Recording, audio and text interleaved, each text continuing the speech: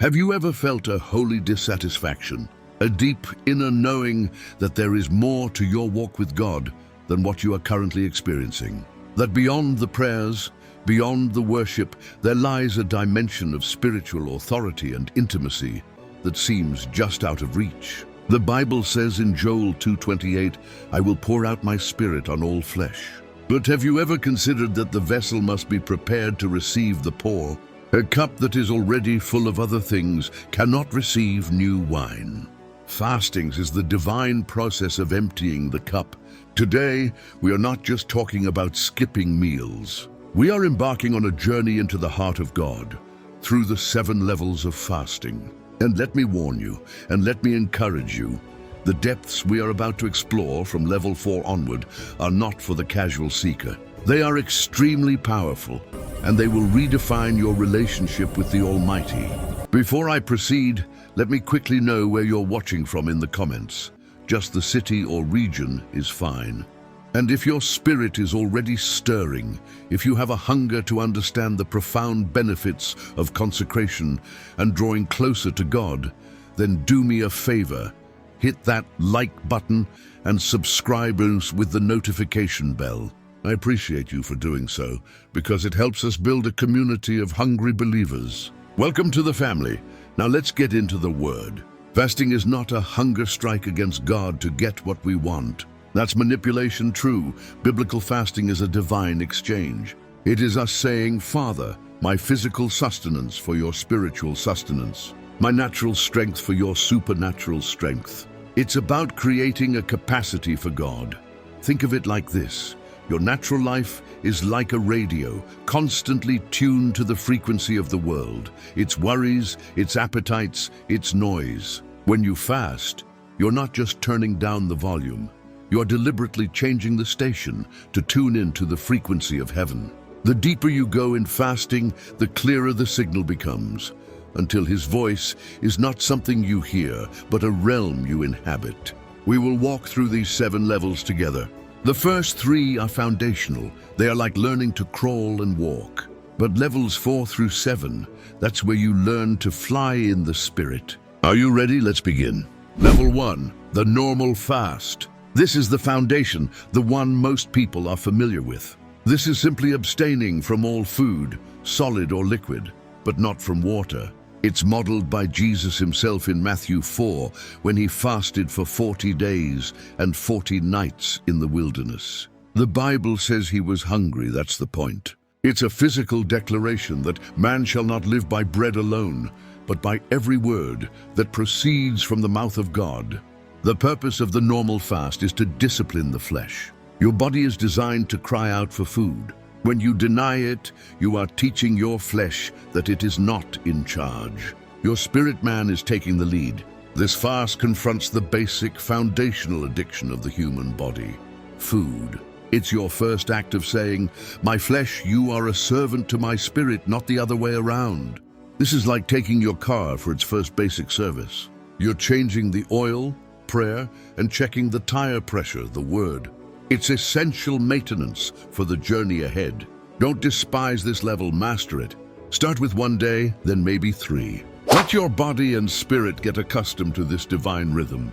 Level 2, the partial fast, also known as the Daniel fast. This is not a complete abstinence from food, but a restriction of your diet for a spiritual purpose. We see this in Daniel 10, where Daniel says, "I ate no pleasant food, no meat or wine came into my mouth." He was restricting himself to simple, plain sustenance for 3 weeks. The partial fast is not just about denying the belly, it's about denying the palate. It's about saying no to the desire for variety, for flavor, for the pleasure of eating. This fast targets the soul, the mind, will, and emotions, which often crave stimulation and entertainment. You're not just starving the stomach, you're starving the soul's demand for constant amusement. Imagine your soul is a spoiled child, always wanting candy, toys, and entertainment. The partial fast is you, as the parent, saying, "No more candy. We're eating simple, nourishing vegetables now." You are retraining your desires. This is a powerful fast for breaking soul ties, mental strongholds, and addictions to entertainment and pleasure. Level 3, the absolute fast. This is a serious fast. No food, no water. This is an emergency level fast, reserved for moments of extreme crisis, divine direction, or life and death spiritual warfare. We see this in Esther 4, when Esther calls for a 3-day absolute fast before she goes before the king. It was a "if I perish, I perish" moment. This fast should never be undertaken lightly or for extended periods without clear divine instruction, and ideally, medical counsel for longer than 3 days. It is a total surrender of your physical life to God. It screams to heaven, "I need you more than I need the very elements that sustain my biological life." This fast carries a weight of urgency and desperation that heaven cannot ignore. This is the spiritual fire alarm. You are pulling the emergency lever in the throne room of God. It's not for daily use. It's for when your back is against the wall, when a nation hangs in the balance, when a loved one is on the brink of destruction, and only a divine immediate intervention will suffice. Now, we cross the threshold. We are moving beyond the foundational disciplines and into the realms of power and profound intimacy. These next levels are where the clay pot truly begins to shimmer with the glory of the treasure within. This is where the extremely powerful manifestations begin. Level 4, the supernatural fast. This is not defined by what you give up, but by the grace that comes upon you to sustain you. This is the 40-day fast of Moses on Mount Sinai, where he was with the Lord without eating bread or drinking water. Exodus 34:28. His natural body was sustained by a supernatural encounter. The supernatural fast is initiated by God, not by man. You don't just decide to do a 40-day absolute fast. The Spirit of God draws you into a season and suspends the natural laws of hunger, thirst, and weakness. The purpose here is not merely discipline, but divine download. Moses came down from that mountain with his face shining, carrying the very law of God etched in stone. This fast is for receiving divine blueprints, heavenly mandates, and life-altering revelations.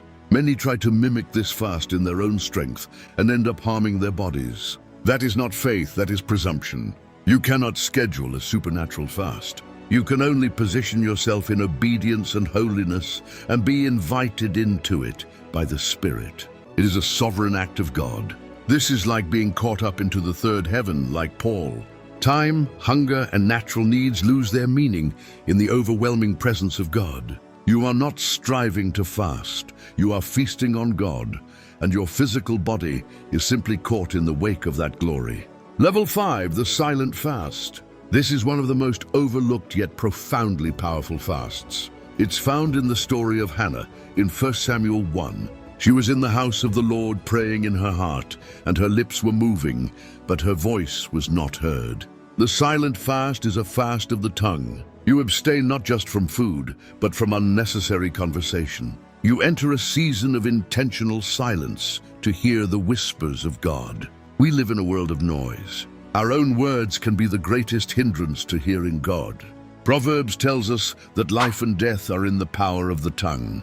In the silent fast, you are putting to death the power of your own words to make room for the life-giving words of God. This fast will reveal to you how much of your talking is faith-filled and how much is just filler, complaining, gossiping, or idle chatter. When you fast your tongue, you are not just being quiet. You are creating a spiritual vacuum for the voice of God to rush in. In the silence, God deals with the deep wounds, the hidden fears, and the secret sins that the noise of our lives usually drowns out.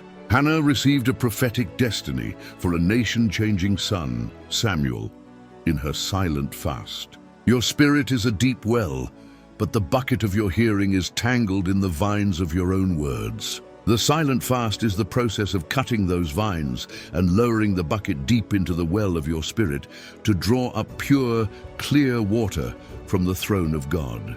Level 6, the corporate fast. This is when a family, a church, a city, or even a nation fasts together. We see this in Jonah 3, when the entire city of Nineveh, from the king to the animals, proclaimed a fast. The result? An entire nation was spared from judgment. There is a unique spiritual power released when the body of Christ fasts in unity. It's the difference between a single soldier fighting and a whole army advancing. This fast breaks corporate strongholds, generational curses, cultural sins, and territorial spirits that hold regions in bondage. It creates a collective spiritual momentum that can shift the atmosphere over a city. A corporate fast must be led by godly leadership and bathed in humility and repentance. It's not a spiritual performance to show how holy we are. It is a collective act of desperation and humility before a holy God. It's us saying, we have sinned as a people. We need your mercy as a nation. Imagine a symphony orchestra. One violin playing a beautiful melody is lovely. That's your personal fast. But when the entire orchestra plays in perfect unison under the direction of one conductor, the sound is powerful enough to shake the concert hall. The corporate fast is the symphony of the saints, shaking the gates of hell and welcoming the King of Glory. Level 7, the bridal fast. This is the highest level of fasting. It is not for breakthrough, not for warfare, not for a specific answer to prayer. The bridal fast has only one purpose: intimacy with the bridegroom King Jesus. This is the fast of Song of Solomon. It's the heart cry, draw me away. We will run after you. It is the fasting of a lover for the beloved. You are not fasting to get something. You are fasting to get him. This fast flows from a place of divine love and holy obsession. It's the ultimate expression of the first and great commandment: love the Lord your God with all your heart, soul, mind, and strength. In this fast, you are so consumed with a desire for his presence that food becomes a distraction you willingly lay aside. It is the fast of Mary of Bethany, who chose the good portion, sitting at his feet, enraptured by his words. This is the fast that transforms you into his image from glory to glory. In the bridal fast, you are not wrestling with God. You are resting in him. You are not presenting a list of requests. You are presenting your heart as a dwelling place. The fruit of this fast is not an answered prayer, but a radiant countenance. It's the beauty of holiness. You begin to carry the fragrance of heaven. Your very presence begins to minister Christ to others. Think of a young couple deeply in love. When they are together, they often forget to eat. Time stands still, the world fades away. Their sustenance is each other's presence. The bridal fast is exactly that. You are so enthralled with the beauty of Jesus, so lost in his love, that the things of this world, even its necessary sustenance, grow strangely dim in the light of his glorious grace. So, there you have them. The 7 levels of fasting. From the foundational discipline of the normal fast to the glorious intimacy of the bridal fast. Remember this, family. Fasting is not a ladder we climb to earn God's love. It is a response to the love we have already received. It is the means by which we clear away the clutter to experience the fullness of that love in deeper, more powerful ways. Do not feel pressured to jump to level 7 tomorrow. Be led by the Spirit.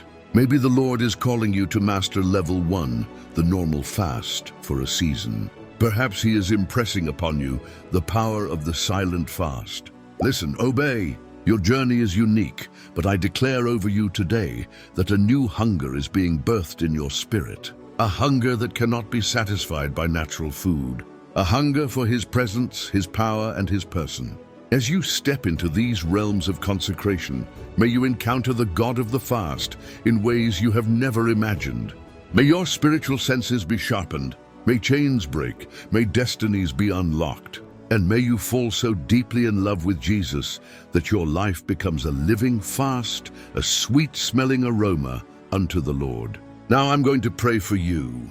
Father, in the mighty name of Jesus, I come before you for every brother and sister watching. I thank you for the hunger you have placed in their hearts. I pray you would lead them by your Holy Spirit into the right type of fast for this season of their lives. Grant them grace and strength. Sustain them by your power. Reveal yourself to them in profound and intimate ways. Break every yoke of addiction, every chain of the soul, and every stronghold of the enemy in their lives. Draw them closer to your heart, Lord. Let them hear your voice more clearly than ever before. We give you all the glory, the honor, and the praise. In Jesus' mighty name, amen. I love you and God bless you. Now I believe the Holy Spirit is already speaking to many of you. Go where He leads. I'll see you in the next video. Stay hungry for Him.